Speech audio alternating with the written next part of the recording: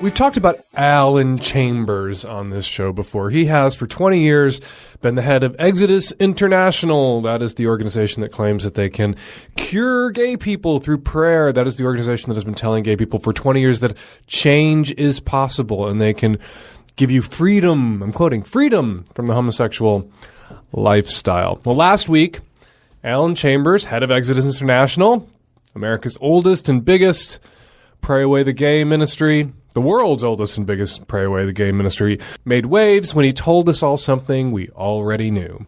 Ex-gays are not ex-gay.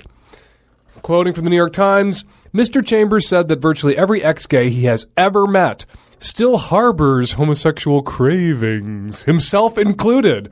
Mr. Chambers, who left the gay life to marry and have 2 children, said that gay Christians like himself faced a lifelong spiritual struggle to avoid sin and should not be afraid to admit it. The end.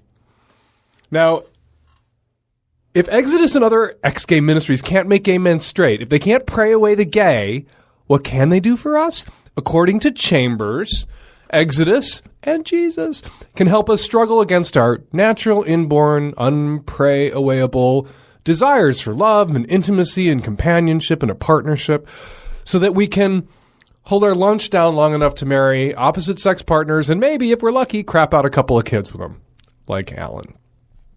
With Exodus's help, gay people can live as heterosexuals, even if we're not, actually heterosexuals.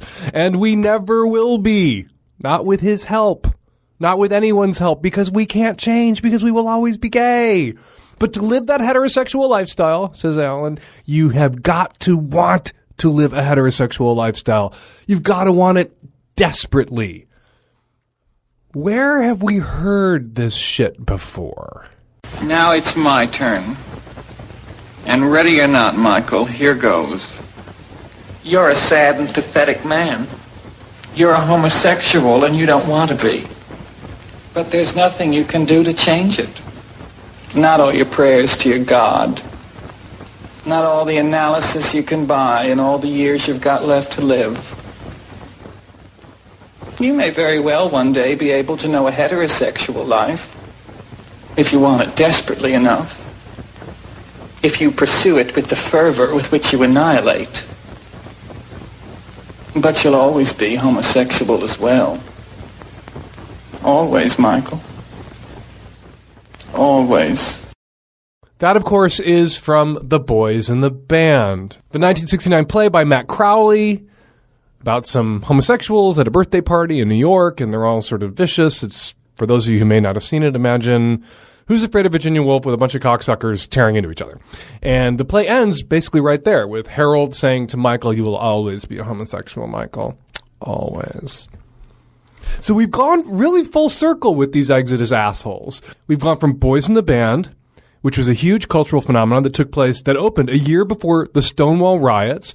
We've gone through 40 years of the gay rights movement and 40 years of an anti-gay backlash funded by the religious right, and 20 years of this ex-gay bullshit movement, this fraudulent bullshit ex-gay movement that promised freedom from homosexuality, only to arrive back where we started.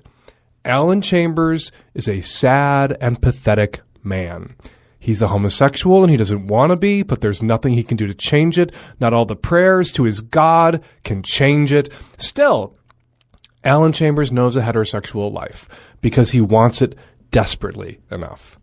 But Alan Chambers and all those other ex-gays out there are still homosexuals, and they always will be. Always.